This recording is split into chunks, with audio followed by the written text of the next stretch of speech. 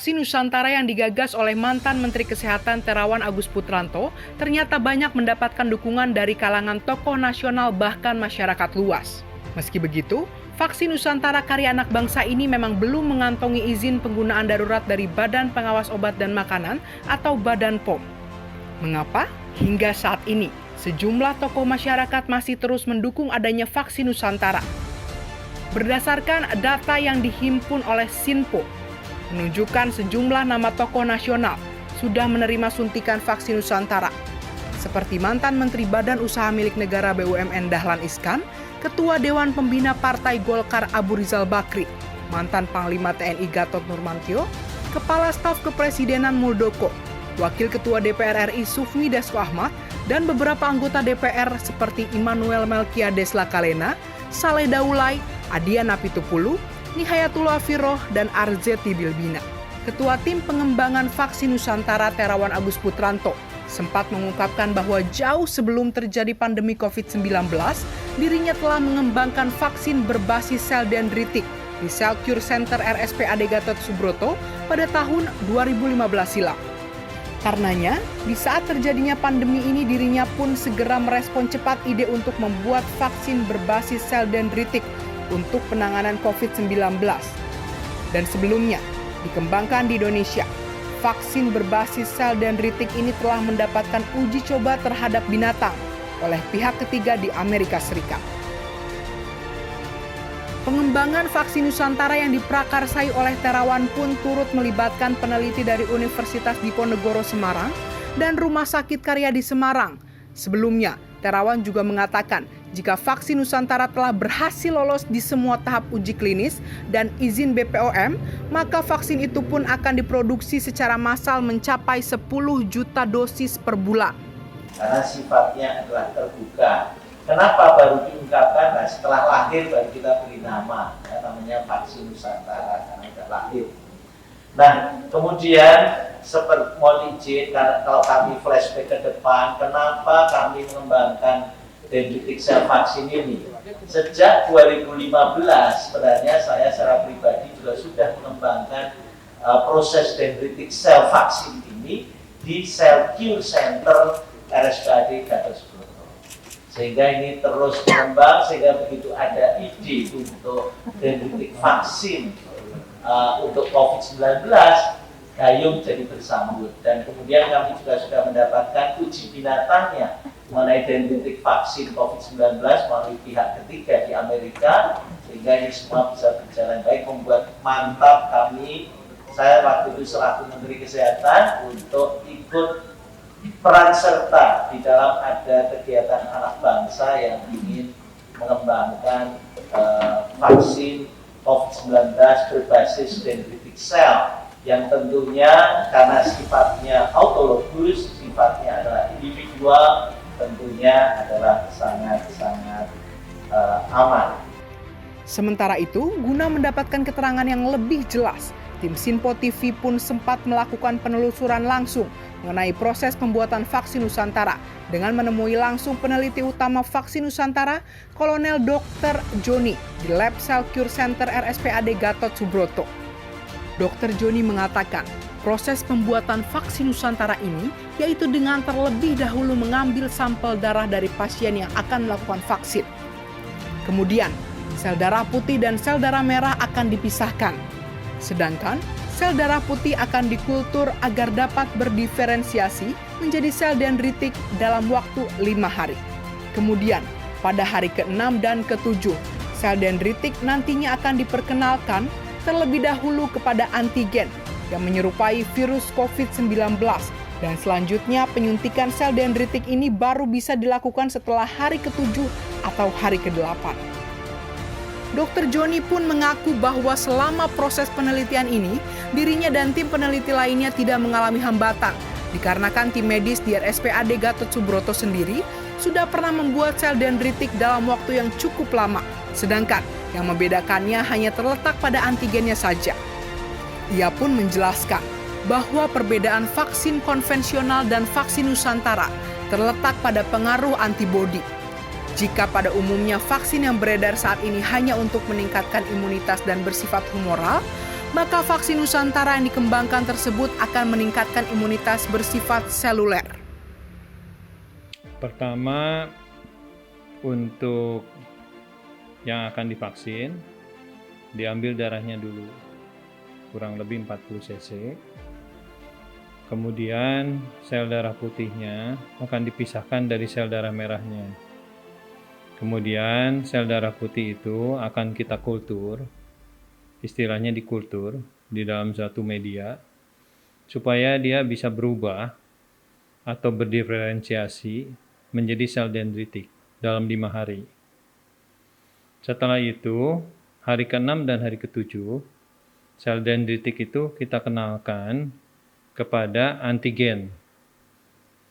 Antigen yang menyerupai virus COVID-19. Setelah itu baru disuntikan. Jadi disuntikannya hari ke-7 atau hari ke-8. Selama kita lakukan di sini, di RSPAD, karena RSPAD sendiri sebetulnya sudah membuat sel dendritik ini cukup lama, cuma antigennya saja yang berbeda. Jadi selama ini kita tidak mengalami hambatan. Secara intinya adalah bahwa kalau kita vaksin konvensional yang selama ini banyak dilakukan, itu adalah untuk menimbulkan antibodi. Artinya antibodi ini adalah imunitas atau kekebalan yang sifatnya humoral. Sedangkan vaksin Nusantara itu kita kembangkan adalah imunitas seluler. Jadi sel-selnya yang biasa berhubungan dengan imunitas tubuh, di dalam hal ini adalah sel T terutama, yang disebut dengan limfosit T, itu siap manakala kita terinfeksi virus COVID-19. Gitu. Jadi beda. Itu bedanya dengan vaksin yang lain. Dr. Joni juga turut menyebutkan pihak-pihak yang terlibat dalam penelitian vaksin Nusantara ini ialah tim dari dokter terawan, di antaranya yaitu Dr. Joni, Dr. Lili, dan para petugas kesehatan yang berada di Laboratorium Cell Cure Center RSPAD Gatot Subroto, serta dibantu oleh pihak ketiga yang terlibat dalam penyediaan media dan juga antigen untuk vaksin Nusantara. Di dalam penelitian dan pembuatan vaksin ini yang terlibat adalah yang dokter terawan dengan tim. Timnya itu ada termasuk saya, ada Dr. Lili, dan juga tentunya didukung oleh petugas-petugas di sini, di laboratorium sini. Pihak ketiga membantu di dalam hal penyediaan media dan antigennya. Saya kira ini masih dalam proses penelitiannya. Seperti kita ketahui, uji klinis pada manusia itu tidak sebentar, dan saya kira kita akan lihat ke depannya bagaimana, dan saya kira untuk saat ini kita sulit memprediksi kapan selesainya. Meski belum melalui tahap proses uji klinis, Siti Fadilah Supari yang merupakan mantan Menteri Kesehatan di era kepemimpinan Susilo Bambang Yudhoyono turut memberikan dukungan penuh kepada pengembangan vaksin Nusantara yang dikembangkan oleh dokter terawan. Menurutnya, dendritic cell atau cikal bakal vaksin Nusantara merupakan sebuah terobosan yang sangat aman untuk digunakan bagi lansia dengan kondisi komorbid dan dapat menjadi kunci bagi Indonesia bebas akan pandemi. Siti Fadilah juga mengungkapkan dirinya mempunyai komorbid yang cukup serius sehingga diharuskan menggunakan vaksin Nusantara. Bahkan ia pun sempat menjadi salah satu relawan uji coba vaksin Nusantara. Ia mengatakan bahwa vaksin Nusantara sebetulnya bukanlah vaksin, melainkan yang dianggap sebagai imunoterapi. Anak-anak saya semua vaksin Sinovac dan yang dokter tambah Moderna. Tapi kalau saya tidak bisa divaksin dengan vaksin konvensional karena saya punya komorbid yang cukup bermakna lah. Sehingga saya harus pakai vaksin Nusantara. Saat melakukan rapat kerja dengan Komisi 9 DPR RI, Pada tanggal 11 Maret 2021, Terawan menekankan bahwa vaksin Nusantara merupakan gagasan aman serta tidak menimbulkan efek samping dikarenakan vaksin tersebut bersifat individual. Berselang sebulan kemudian, Wakil Ketua DPR RI dan sejumlah anggota Komisi 9 DPR lainnya mengunjungi RSPAD Gatot Subroto untuk melakukan pengambilan sampel darah sebagai bagian dari uji klinis vaksin Nusantara yang mana pada saat itu Badan POM belum mengeluarkan izin uji klinis lanjutan terhadap vaksin Nusantara. Saat melakukan pengambilan sampel darah untuk vaksin Nusantara di Cell Cure Center RSPAD Gatot Subroto, Wakil Ketua DPR RI Sufmi Dasko Ahmad mengatakan dirinya percaya bahwa vaksin berbasis sel dendritik ini akan membuahkan hasil yang positif. Hal itu dibuktikan dengan adanya uji klinis fase pertama yang berhasil dan tidak menimbulkan efek samping. Dasko berharap uji klinis fase 2 dapat diteruskan dan diizinkan oleh Badan POM, sehingga tidak perlu lagi ada perdebatan mengenai vaksin yang digagas oleh mantan Menteri Kesehatan Terawan Agus Putranto. Saat ini sedang pencocokan. Pada saat saya diambil darah, itu bisa diberikan barcode, untuk kemudian ketika disuntikan barcode itu dicocokkan dengan darah kita yang sudah diambil untuk diproses dendritik. Dan saat ini tim sedang mencocokkan antara barcode dengan darah yang akan juga menjadi cairan yang untuk disuntikan kepada tubuh saya. Dan sebentar lagi setelah mencocokkan setelah sebelumnya tadi kita mengalami proses pemeriksaan tekanan darah, kemudian suhu darah, saturasi, dan diambil darah untuk pengecekan ulang sebelum kita disuntik. Saat-saat yang dinantikan oleh saya sendiri terutama akan disuntik dendritik imunologi Nusantara. Proses penyuntikan dendritik imunologi vaksin Nusantara ini pun telah berlangsung. Kali ini pimpinan DPR RI Sufmi Dasko Ahmad disuntik langsung oleh Dr. Terawan Agus Putranto di RSPAD Gatot Subroto pada Kamis 22 April 2021. Sebelum penyuntikan dilakukan, proses yang pertama kali dimulai adalah dengan melakukan pengecekan tekanan darah, suhu tubuh, saturasi, dan pencocokan darah, hingga yang terakhir yakni siap untuk disuntikan dendritik Nusantara. Dasko juga akan terus mendukung penuh vaksin Nusantara untuk dilanjutkan ke uji klinis fase 3. Dan menurutnya, jenis vaksin apapun dirasa tidak masalah, karena yang terpenting adalah vaksin tersebut sudah teruji secara klinis, serta mengimbau masyarakat untuk bersama-sama ikut berpartisipasi dalam mengantisipasi terjadinya lonjakan COVID-19 di Indonesia. Ketua Harian DPP Partai Gerindra ini pun mengingatkan semua pihak untuk melepas ego sektoralnya masing-masing dalam pengembangan vaksin Nusantara, sehingga jangan sampai gagasan vaksin Nusantara ini nantinya diinisiasi oleh negara lain. Ya, saya pikir soal vaksin ini marilah kita melepas ego sektoral masing-masing ya. Kita juga nggak mau juga dibilang kok DPR ikut-ikutan soal vaksin, kan pernah begitu.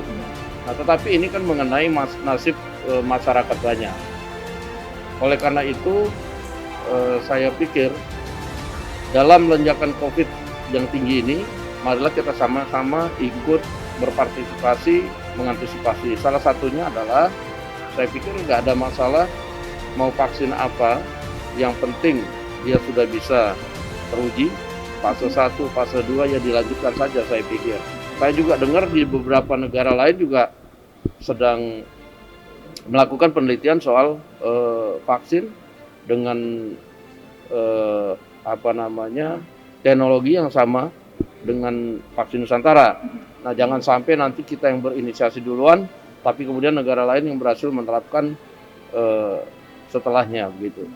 Selain Sufmi Dasko Ahmad, tokoh lain yang telah menerima suntikan vaksin COVID-19 dengan jenis vaksin Nusantara, yakni Kepala Staf Kepresidenan Muldoko, yang juga disuntikan langsung oleh inisiator vaksin Nusantara, Dr. Terawan Agus Putranto di RSPAD Gatot Subroto. Menurut Muldoko, vaksin Nusantara ini adalah sebuah inovasi anak bangsa untuk berperan serta dalam mengatasi pandemi COVID-19. Oleh karena itu, dirinya turut mencoba vaksin tersebut sebagai bentuk dukungan kerja keras anak bangsa, sehingga ia berharap dukungan yang diberikan tidak diasumsikan macam-macam. Dukungan vaksin Nusantara pun datang dari anggota Komisi 7 DPR RI fraksi PDI Perjuangan Adiana Pitupulu yang ikut menyambangi RSPAD Gatot Subroto. Bersama dengan rombongan anggota DPR dan mantan Panglima TNI Gatot Nurmantio pada Rabu 14 April 2021. Pada kunjungan itu, Adian mengaku datang atas nama pribadi dan tidak ada tujuan apapun yang berkaitan dengan komisinya di DPR. Dirinya menilai vaksin Nusantara yang dikembangkan oleh Dr. Terawan dianggap mampu berkhasiat bagi orang-orang dengan komorbid penyakit jantung seperti dirinya. Adian juga mengatakan, vaksin yang ada saat ini seperti Sinovac, AstraZeneca, dan Johnson & Johnson tidak cocok digunakan bagi orang yang mempunyai riwayat penyakit jantung dikarenakan akan menimbulkan dampak berupa pengentalan darah. Saya ini punya penyakit jantung, ring saya sudah 5, komorbid, jadi ada penyakit penyerta. Saya cari literasinya terkait dengan Sinovac, nggak bisa. Lalu masuk AstraZeneca, efeknya pengentalan darah, itu berbahaya buat jantung. Hari ini Johnson & Johnson juga ditunda pemberlakuannya di Amerika Serikat karena pengentalan darah. Nah, harus ada dong alternatif lain untuk orang seperti saya. Saya juga warga negara yang punya hak untuk mendapatkan kesehatan dan divaksin tentunya. Sementara Sinovac tidak memungkinkan, AstraZeneca tidak memungkinkan, Johnson & Johnson tidak memungkinkan. Yang memungkinkan ini. Kenapa? Karena ini diambil dari sel darah kita sendiri sehingga tidak ada unsur luar yang masuk. Tadi kan saya dapat penjelasan di dalam. Nah, menurut saya kita juga harus melihat orang-orang seperti saya. Itu ring jantung saya sudah 5. Saya punya hak untuk tetap sehat, saya punya hak untuk melindungi diri saya dan tubuh saya, dan saya punya hak untuk kemudian mencari obat yang sesuai dengan kebutuhan saya. Sesederhana itu. Nama lain yang menjadi relawan vaksin Nusantara ialah Wakil Ketua Komisi 9 DPR RI, Immanuel Melkiades Lakalena. Melki mengatakan, sampel darah yang diambil saat itu merupakan proses uji fase tahap 2 vaksin Nusantara. Jika proses tersebut lancar, maka penyuntikan akan dapat kembali dilakukan pekan selanjutnya. Melki juga mengklaim bahwa seluruh fraksi di Komisi 9 dan anggota DPR RI mendukung penggunaan vaksin Nusantara. Ia pun meminta agar vaksin Nusantara ini mendapatkan dukungan dari pemerintah di tengah sulitnya ketersediaan vaksin di beberapa negara. Dan berbagai perbaikan itu sudah dibuat oleh tim peneliti yang intinya adalah memenuhi usul saran dari Badan POM. Dan Badan POM juga prinsipnya tidak ada penolakan, cuma minta perbaikan, karena memang ini berpotensi untuk dipakai. Nah, potensi itu yang kemudian harus diuji lagi lebih lanjut, dan saya terima kasih karena ini banyak tokoh bangsa yang sebenarnya mengikuti proses ini. Tadi saya lihat ada Pak Fahri Ali, saya lihat tadi mantan Panglima TNI Pak Gatot Nurmantio, dan banyak lagi tokoh-tokoh lain. Nah, jadi kita kemudian harus memberikan tone positif ya, saya berharap teman-teman media kita berikan tone positif. Prinsipnya Komisi 9 mendorong, pimpinan DPR RI mendorong, kemudian juga dari Badan POM juga prinsipnya juga sebenarnya mendorong karena itu punya perbaikan.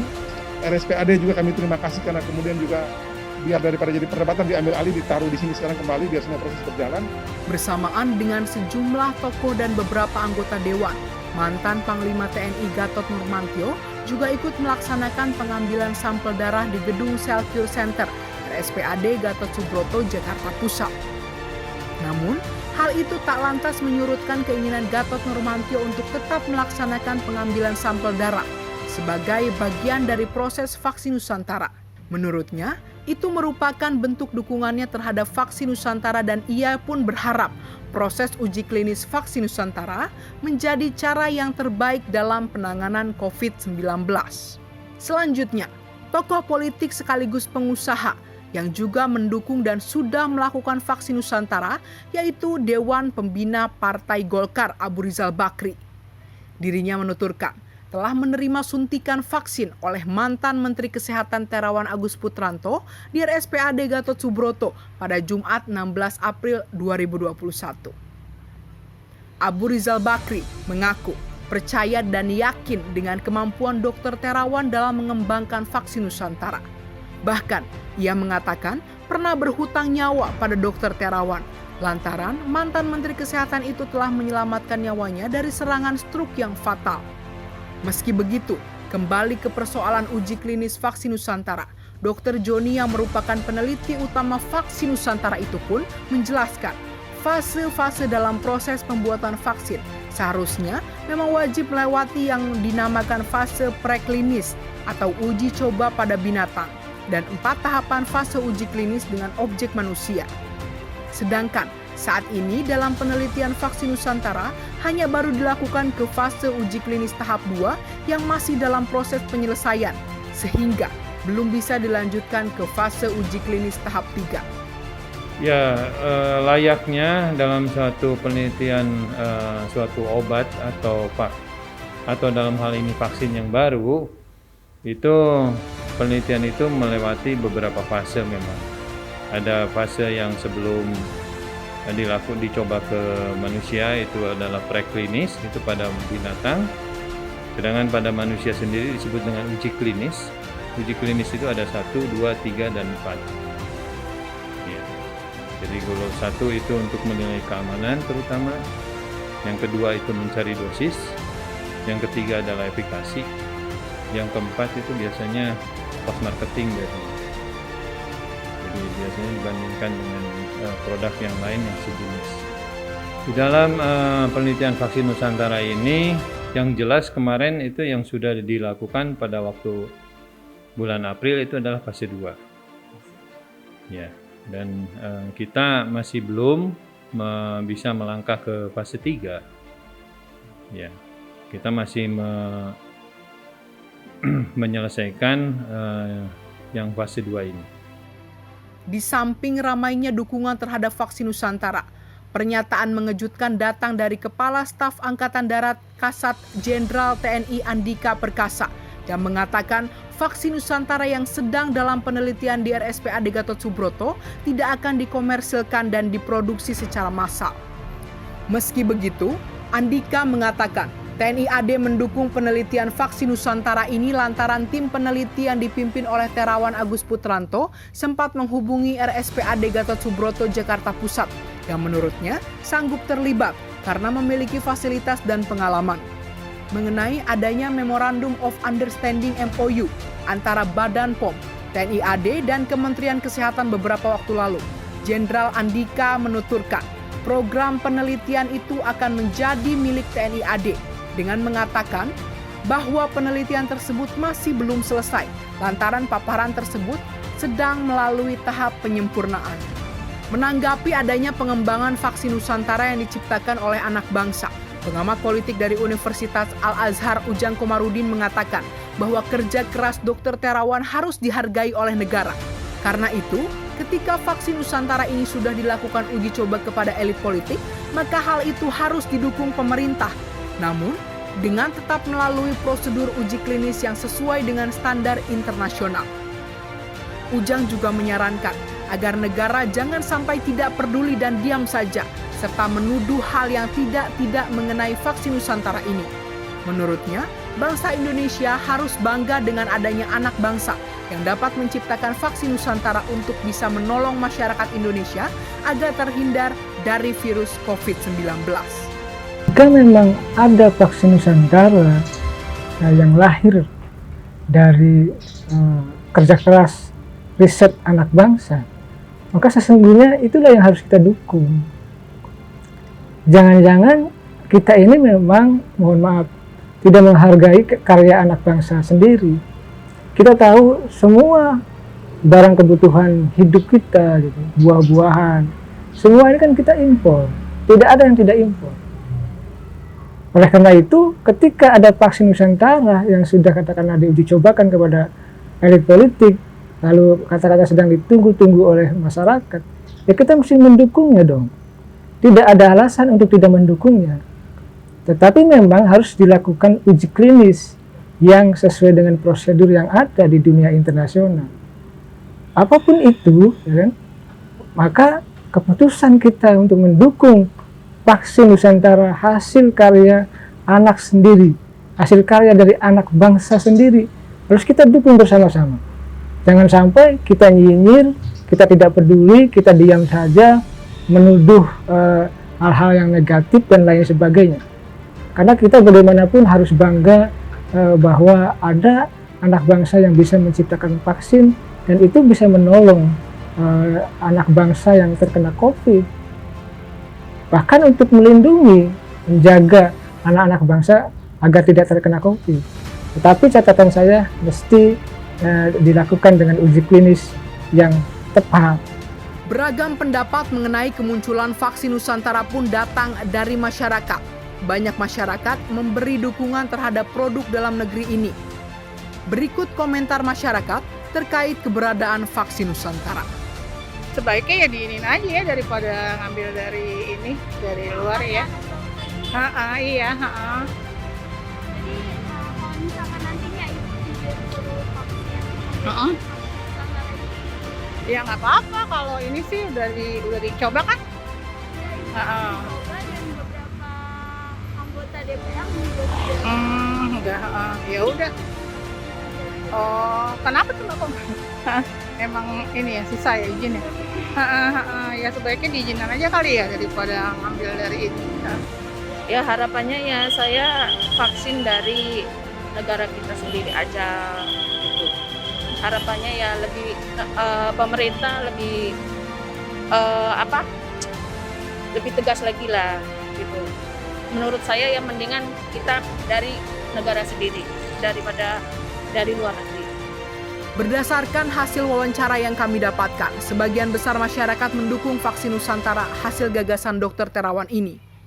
Dan beberapa dari mereka bahkan menyarankan agar Indonesia tidak lagi melakukan impor vaksin COVID-19 dari negara lain. Tentu harapannya ke depan vaksin Nusantara dapat uji klinis fase 3 dan mendapatkan izin pemakaian dari Badan POM. Hingga kini, masyarakat berharap besar pada pemerintah agar lebih memanfaatkan vaksin Nusantara buatan anak bangsa. Dari Jakarta, tim Sinpo TV melaporkan.